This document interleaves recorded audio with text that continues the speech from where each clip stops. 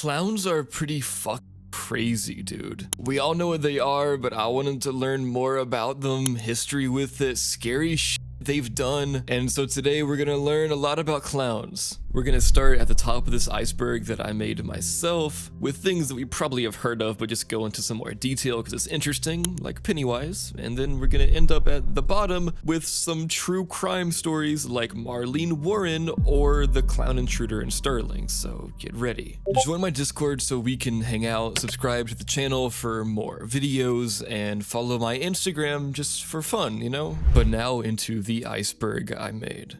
Pennywise is a horrifying clown from Stephen King's It, but it's not really a clown at all. It's actually an ancient shape-shifting monster that has existed for millions of years. Every 27 years, it comes to the town of Derry, Maine to feed. Its main source of power is fear, and it uses that to torment its victims, especially children, because they're easier to scare and their fears are more raw. Pennywise takes the form of a clown because clowns attract kids, but it can also transform into whatever its victim fears the most. For example, one person might see it as a clown with razor-sharp teeth, while someone else might see it as a leper, a giant bird, or even something completely personal like a dead loved one. See, me man, I'd see a giant blue whale. It thrives on scaring its victims before killing them because their fear makes them taste better. It's not just about physical danger, it's about emotional and mental torment. Pennywise isn't from Earth, it's a cosmic being from another dimension called the Macroverse. Its true form isn't something humans can even comprehend, but the closest thing to it is a set of glowing eyes called the Deadlights. Looking into the Deadlights drives people insane or kills them instantly. In the story, there's also a giant turtle named Maturin that represents good, serving as a counterbalance to Pennywise's evil. These elements make Pennywise more than just a monster, as part of a bigger, almost mythological battle between creation and destruction. The Losers Club, a group of kids who are misfits in their town, are the ones who face Pennywise. They band together to fight it as children and then return as adults 27 years later to finish what they started. The only way to beat Pennywise is to confront it without fear, which is why their bond and courage are so important. Pennywise's power comes from isolation and making his victims feel helpless, so standing together weakens it. In the movies, Bill Skarsgård plays Pennywise in a way that's really good and deeply unsettling, with strange movements, an eerie voice, and a smile that feels both inviting and menacing. The clown becomes more than just a form Pennywise takes, it becomes a symbol of how fear can lure you in and destroy you from within. Pennywise isn't just about killing people, it's about enjoying their suffering and breaking them down piece by piece. That's what makes it such a terrifying and unforgettable character.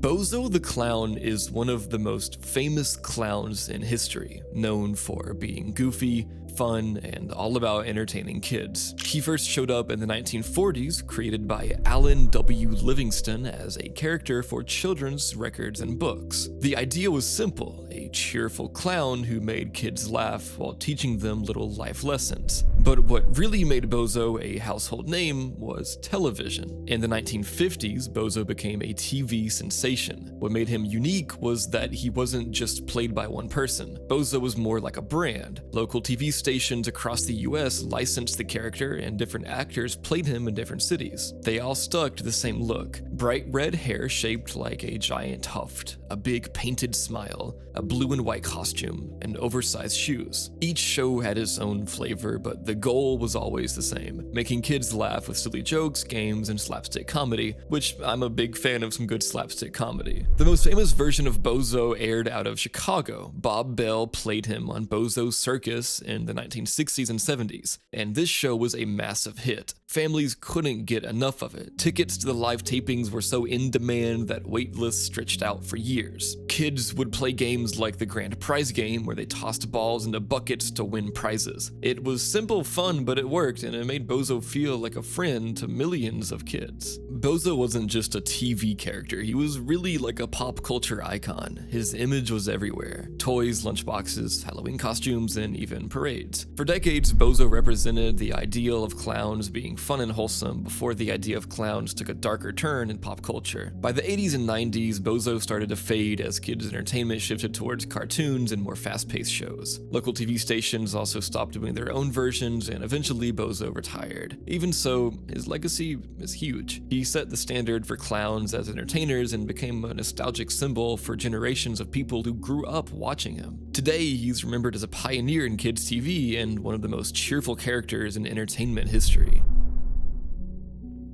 Art the Clown is one of the most disturbing and iconic modern horror villains, standing out as a grotesque, silent killer who manages to be terrifying without uttering a single word. And he's also personally my favorite horror killer. He first appeared in short films by director Damien Leone before gaining widespread recognition in the indie horror scene with Terrifier and its sequel Terrifier 2 and its other sequel Terrifier 3. Unlike traditional killer clowns who might use humor as a cover for their violence, Art leans fully into the nightmare fuel. His exaggerated features like a skeletal face with blackened eyes, jagged teeth, and a creepy grin in his huge-ass nose are designed to unsettle you. He's not here to clown around in the fun way, he's here to murder, torture, and make you feel extremely uncomfortable while doing it. What makes Art unique is his personality, or as some would say, his lack thereof. He doesn't speak, he just relies on exaggerated mime-like gestures to communicate. This makes him unpredictable because the silence leaves no room for reasoning or explanation. He'll switch from playful to violent in an instant, and his kills are brutal,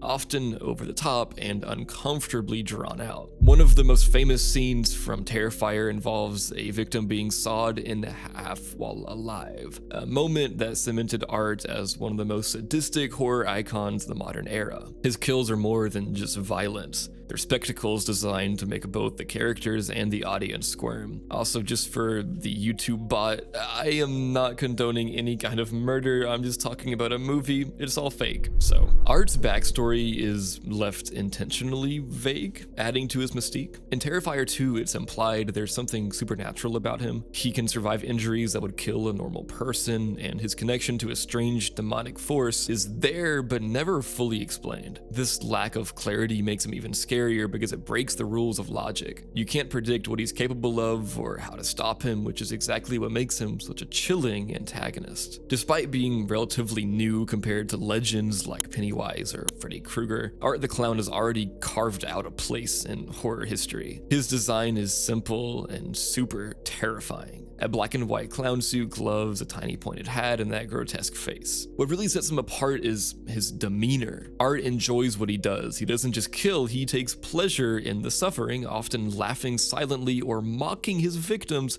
with absurdly cheerful body language as he commits horrifying acts. This twisted sense of humor is what makes him so terrifying. He's not just evil, he's having fun being evil, and that's what makes him so entertaining to watch for me. I love the Terrifier movies. Another reason Art stands out is the indie nature of the Terrifier films. These aren't big budget productions with glossy special effects. They're gritty, raw, and unapologetically gory. That authenticity resonates with horror fans who are tired of polished, formulaic scares. Art feels like a throwback to a time when horror movies were meant to shock you, make you feel uncomfortable, and leave you thinking, what the fuck did I just watch? Art's growing popularity is proof that sometimes less is more. His silence, his lack of a clear motive, and his brutal creativity have made him one of the most talked about horror villains of the last decade. He doesn't need a tragic backstory or a grand monologue to be memorable. He just shows up, wreaks havoc, and leaves you terrified. Art the Clown is horror boiled down to its rawest form. Fear, chaos, and the grotesque, all wrapped up in one sadistic, mime-like package. Coulrophobia is the fear of clowns, and it's more common than you'd think. What makes clowns so unsettling is that their exaggerated features, like painted on smiles, bright makeup, and oversized clothing, distorts human, normal expressions. This triggers what is called the uncanny valley effect, where someone looks human but feels off enough to make people feel uneasy. The fake smile is especially creepy because it hides real emotions, creating a sense of mistrust, or at least that's what psychology says. This fear didn't just pop up randomly, it's been fueled by pop culture. While clowns were originally intended to be funny, they've been twisted into villains over time. Pennywise, Art the Clown, and even real-life figures like John Wayne Gacy, who we're gonna get to, turned clowns into symbols of fear and danger. Horror movies and true crime stories have cemented the idea that clowns can be unpredictable and even violent, making them scarier than they ever were funny. Psychologically, clowns can also mess with the brain because their exaggerated behavior breaks social norms. They're loud, chaotic, and often invade personal space, which adds to the discomfort. For people with coulrophobia, this fear can range from mild unease to full-blown panic attacks triggered by even a picture of a clown. Interestingly, coulrophobia has become so normalized in pop culture that even people who don't have the phobia find clowns creepy.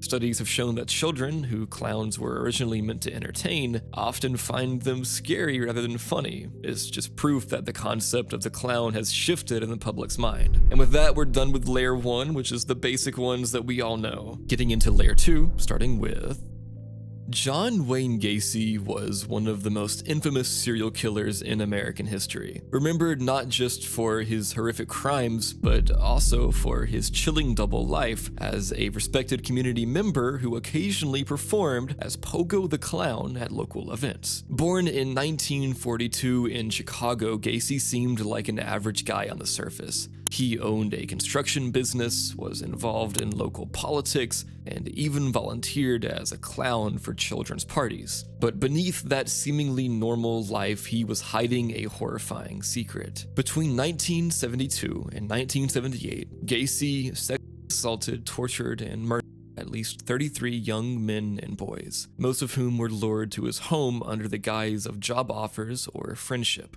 Gacy had a chilling method. He would handcuff his victims, telling them it was part of the magic trick, and then once they were restrained, he'd attack them. Many of his victims were buried in the crawl space beneath his house, while others were dumped in a nearby river when he ran out of space. What made Gacy so terrifying wasn't just the brutality of his crimes, but how normal he seemed to everyone around him. He was a successful businessman, a member of his local JCs, which is a leadership and civic organization, and he even posed for photos with prominent politicians. And then his alter ego as Bozo the Clown just kind of added an extra layer of horror to his story. While the clown persona didn't play a direct role in his killings, it kind of became a symbol of how he masked his true nature, hiding a monster behind the face of a cheerful entertainer. Gacy's downfall began when one of his victims, 15-year-old Robert Peast, went missing in 1978 after last being seen with Gacy. This led to an investigation that eventually uncovered the gruesome truth. When police searched Gacy's home, they found human remains in the crawl space, leading to his arrest. The sheer number of victims and the horrific details of his crimes shocked the nation. In 1980, Gacy was convicted of 33 murders, the most by one person in US history at that time, and sentenced to death. While in prison, he bizarrely took a painting, creating disturbing clown artwork that some collectors sought out for its morbid connection to his crimes. I mean, look at some of these pictures. This is just like crazy. Gacy was executed by lethal injection in 1994, but his legacy as the killer clown continues to haunt the public consciousness.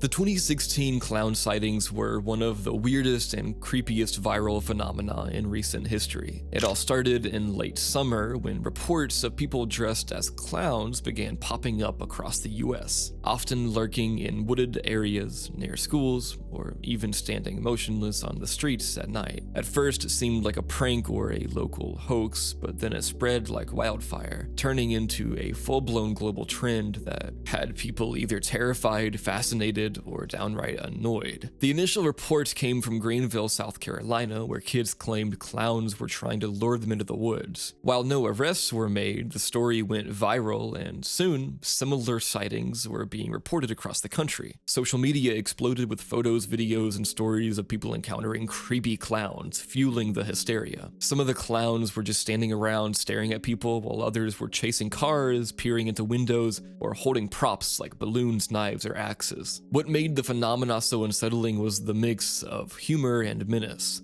Clowns are already divisive. Some people find them funny, while others are just terrified of them. Seeing one randomly at night, especially when the clown wasn't performing but just existing in a creepy way, hit a nerve. It didn't help that some clowns seemed to be intentionally scaring people, adding to the fear that this wasn't just a prank, but something far more sinister. The trend quickly escalated. Schools went into lockdown over clown rumors, and police departments issued warnings. Some people armed themselves, determined to confront any clowns they encountered. There were even reports of vigilant groups chasing down clowns. While many of the sightings were hoaxes or harmless pranks, a few involved actual crimes, like people in clown costumes threatening or attacking each other. By October 2016, the hysteria reached its peak. Halloween was dominated by clown costumes, and many retailers stopped selling clown masks out of fear that they'd be used to scare people. Even professional clowns complained, saying the phenomenon was ruining their reputation and making their jobs harder, which is just crazy, but anyways.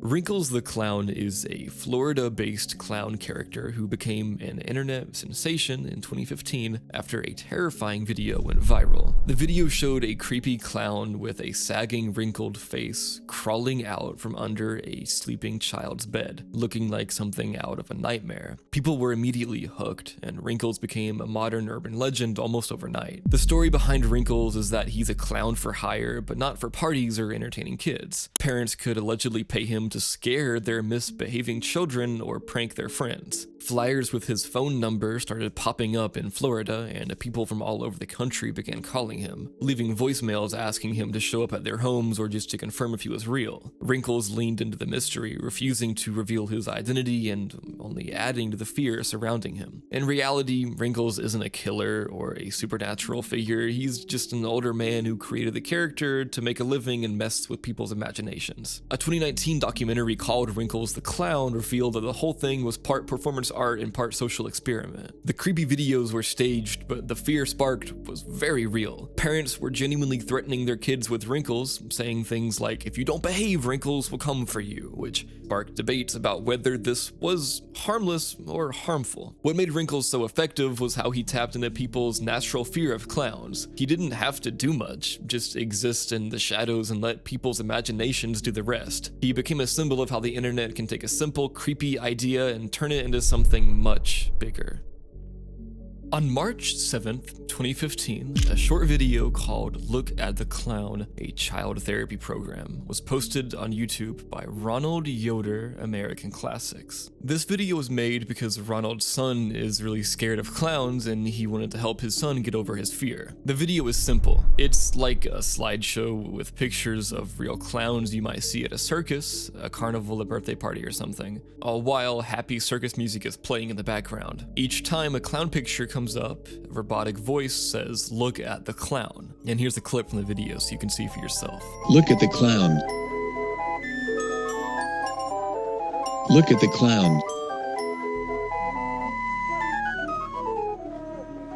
Look at the clown.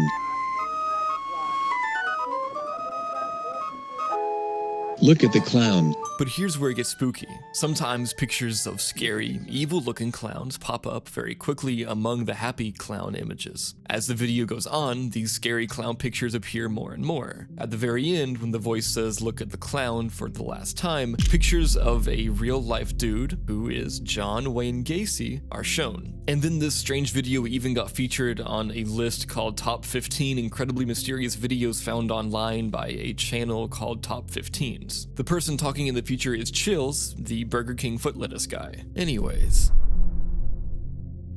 The Northampton Clown made its eerie debut in September 2013, quickly becoming a viral sensation that blurred the line between a local prank and a global phenomenon. The figure, dressed in a vintage clown costume with a ruffled collar and painted face, was first spotted in quiet neighborhoods of Northampton, England. It appeared in random locations, silently watching or offering an occasional slow wave. Its presence evoked unease as it seemed to materialize without warning, often at night or in dimly lit areas, leaving onlookers both fascinated and disturbed. The clown's look drew immediate comparisons to Pennywise, with its hauntingly still demeanor amplifying the unease. Images of the Northampton Clown Clown quickly spread on social media, where reactions ranged from humor to outright fear. It wasn't long before news outlets picked up on the story and the clown's notoriety escalated. Adding to the mystery, a Facebook page titled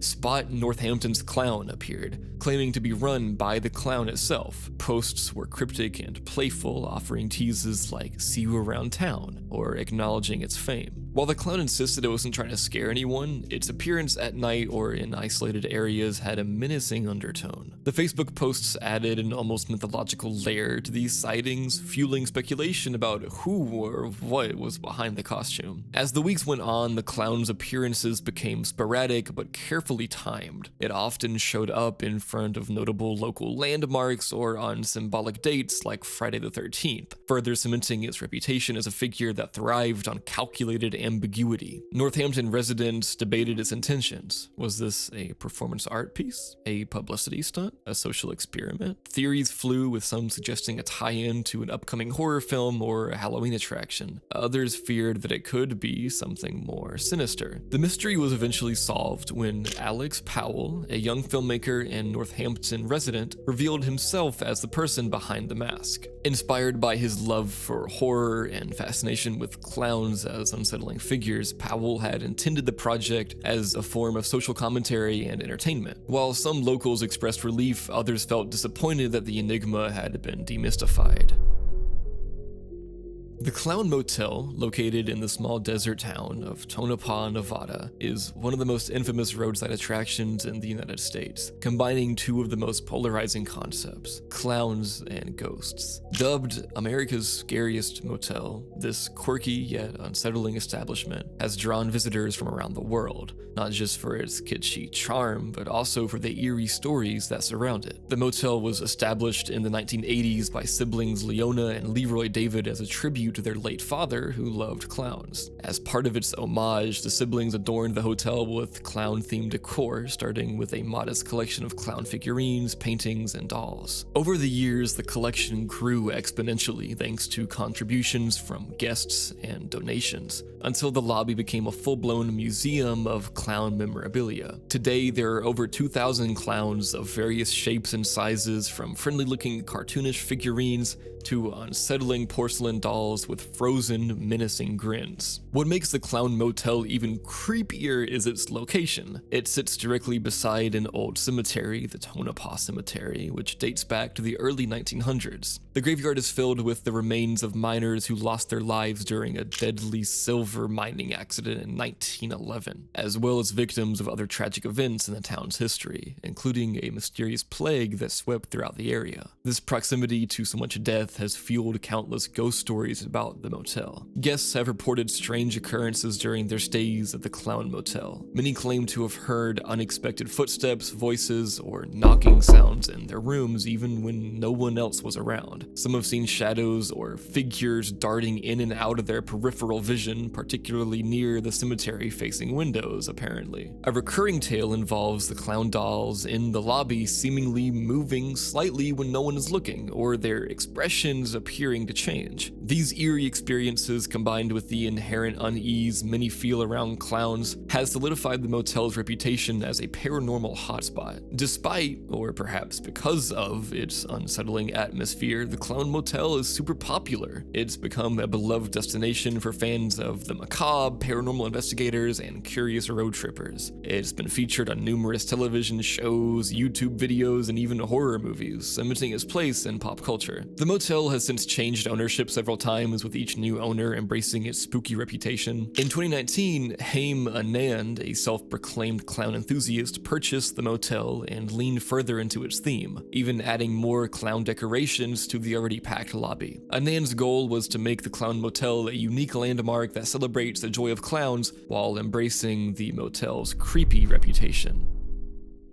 The phantom clown phenomenon is one of those things that feels like it was pulled straight out of a horror movie, but it's somehow real enough to keep people on edge. Imagine this: random clowns, the creepy kind, showing up in places they absolutely shouldn't be. Sometimes they're standing in the shadows at night, Sometimes they're reportedly trying to lure kids into vans, and sometimes they're just there, staring, silently existing in a way that feels wrong. This all kicked off in the early 1980s and has popped up again and again, making it one of the weirdest modern urban legends out there. After the first wave of sightings, which we're gonna get to later on in this iceberg, the report started to spread. You'd hear about clowns hanging out near schools, in empty fields, or driving around slowly in vans, which, let's be real, is the most stereotypically sketchy thing ever. People were terrified, but here's the thing. Nothing ever actually came out of it. No clowns got caught, no kids went missing, no actual crimes were reported. It was like the clowns were ghosts, just vanishing before anyone could figure out what was going on. And that's where things started to get weird, because this wasn't just one town. It started happening in multiple places, almost like some shared fear was bringing these sightings to life. In the 80s and 90s, the phenomenon started tying into broader fears of the time. You had stranger danger panic, parents obsessing over child safety, and this growing cultural unease about things that felt off but couldn't be explained. And clowns, they were already kind of unsettling. Sure, they were supposed to be fun and silly, but they were scary. Especially around this time, like John Wayne Gacy being a thing, Stephen King's It movie coming out in 1986, and then came the 2000s, and the internet gave the phantom clown phenomenon a second wind. Every so often, a wave of clown sightings would pop up. Someone would see a clown lurking in the woods, another person would claim they saw one outside of school, and soon everyone's timeline was filled with grainy clown photos and shaky videos. It didn't matter if half of it was fake, the sheer volume of reports made it feel real. It wasn't just a local thing anymore. The internet made it global, and suddenly clowns weren't just a local legend, they were a worldwide scare tactic. And here's where it gets even freakier. No one knows what was really behind it. Are they pranks, performance art, mass hysteria, or are they something more sinister? The fact that the clowns are almost never caught leaves this unnerving gap in the story. It's like they're not just clowns, they're a symbol of everything we don't understand, this manifestation of unease that comes and goes like some kind of creepy tide.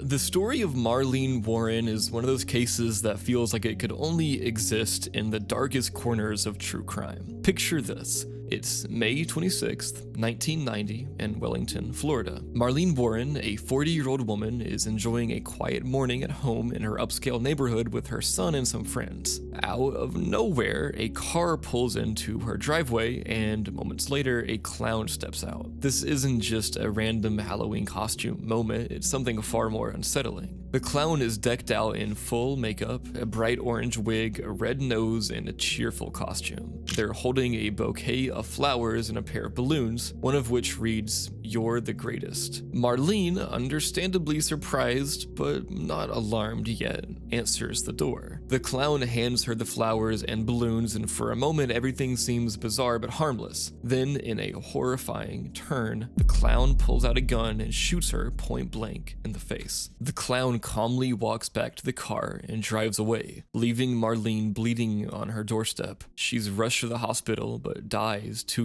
years later, making this one of the most chilling and surreal murders in Florida's history. At the time, investigators were stumped. Who killed someone in broad daylight dressed as a clown? The bizarre nature of the crime immediately drew media attention, but the case wasn't just strange, it was full of messy personal drama. Suspicion quickly turned to Marlene's husband, Michael Warren. The couple had been having marital problems, and Michael was reportedly having an affair with a woman named Sheila Keene. Sheila wasn't just some random mistress, she worked for Michael at his car rental business and was deeply entangled in his life. Witnesses claimed they saw Sheila shopping for a clown costume and balloons just days before the murder. Even the getaway car, a white Chrysler LeBaron, was traced back to Michael's business, though it had been reportedly stolen. Despite the obvious connections, the case stalled. There just wasn't enough concrete evidence to make an arrest. For decades, the murder of Marlene Warren remained an unsolved mystery, a cold case that haunted her family and the community. community. But the story didn't end there. In 2014, advances in DNA technology breathed new life into the case. Evidence collected from the crime scene was analyzed again, and by 2017, Sheila Keene Warren, now married to Michael Warren, was arrested and charged with Marlene's murder. Sheila and Michael had been living a seemingly normal life in Tennessee, running a restaurant together and blending into their community. The arrest sent shockwaves through everyone who thought the case had been long forgotten.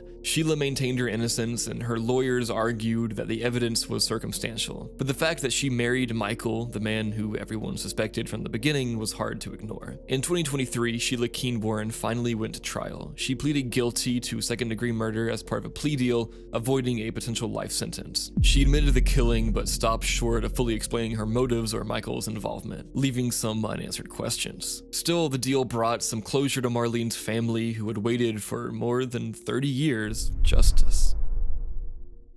The Boston Clowns of the 1980s marked the beginning of what would later be known as the Phantom Clown phenomenon. In May 1981, reports began to surface across Boston and surrounding areas of men dressed as clowns attempting to lure children into vans. These clowns were said to drive vehicles that were just as unsettling as their costumes, often described as dark blue or black vans with no distinguishing marks. The clowns themselves were painted in traditional clown makeup, but their behavior was far from amusing. The first reports came from children who told parents and teachers about clowns offering candy or asking them to get in the car. The panic spread rapidly through neighborhoods and schools, with sightings reported in Cambridge, Brookline, and even as far as other parts of Massachusetts. The situation became so alarming that school officials began warning students to stay away from strangers, especially clowns, and police patrols increased in affected areas. Parents were on edge, communities were gripped with fear, and local media amplified the hysteria with headlines about killer clowns on the loose. But despite all the sightings and the wave of panic, no clowns were ever caught, and no actual abductions or attempted abductions were confirmed. Police investigated numerous reports, but they often found nothing upon arrival. In some cases, they dismissed the claims as pranks or misinterpretations, but the fear persisted. It was as if these clowns were ghosts, appearing just long enough to terrify, but never sticking around to face consequences. The Boston clown panic eventually quieted down, but its efforts lingered. It set the stage for what would become a recurring cultural phenomenon. Eerie, unexplained clown sightings that provoke widespread fear, but leave behind no concrete evidence. Social psychologists have studied the Boston clowns as an example of mass hysteria, noting how the reports spread rapidly in a way that seemed to feed off collective anxiety. The fear wasn't just about clowns. It was rooted in deeper societal concerns, particularly fears of child predators and urban crime in the 1980s.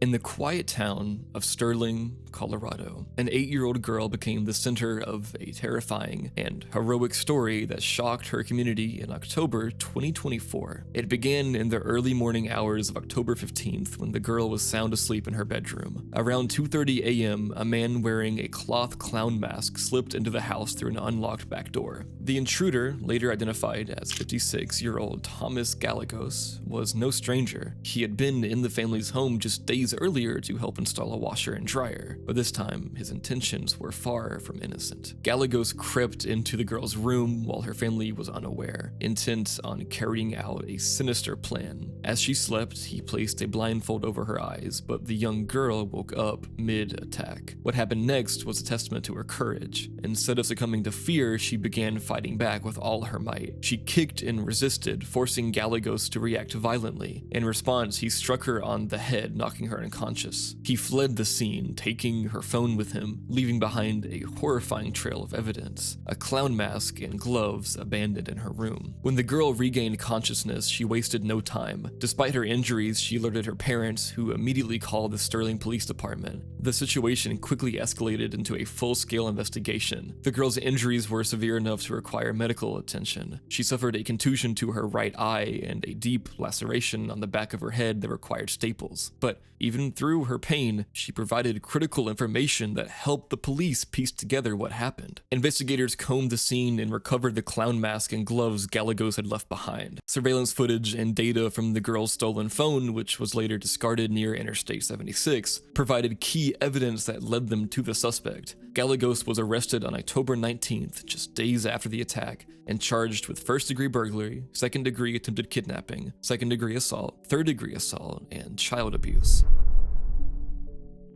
The Indian clown incidents of 1994 were a bizarre and terrifying wave of sightings that sent shockwaves through cities like Delhi and Kolkata. Starting in early 1994, reports flooded in about mysterious figures dressed as clowns appearing in neighborhoods, lurking near schools, and attempting to interact with children. Parents and children reported clowns knocking on doors late at night or standing silently in the shadows near playgrounds. Some claimed the clowns tried to lure kids away with balloons or toys, while others swore they saw clowns attempting to break into homes. The tension escalated when stories began circulating about clowns scratching or attacking children, though no one could provide solid evidence. The fear spread like wildfire, turning these mysterious clowns into figures of dread almost overnight. India in the 1990s was already on the edge about child safety, with increasing concerns about kidnappings and trafficking. The clown sightings fed directly into these fears. Parents became hyper-vigilant, schools issued warnings, and neighborhoods organized to keep an eye out for any suspicious figures. The media amplified the panic, and soon, the clowns weren't just a local scare, they were a nationwide phenomenon. Despite the chaos, police couldn't pin down a single suspect. No clowns were caught, no abductions were confirmed, and no clear motive was uncovered. The sightings eventually stopped as abruptly as they had started, leaving the country with more questions than answers. Were the clowns pranksters, criminals, or something else entirely? No one knew, and the lack of closure only deepened the unease. And that's the end of my Clown's Iceberg, guys. I hope you enjoyed this one. It's pretty interesting, and have a great night. Sweet dreams. Good night. Mwah.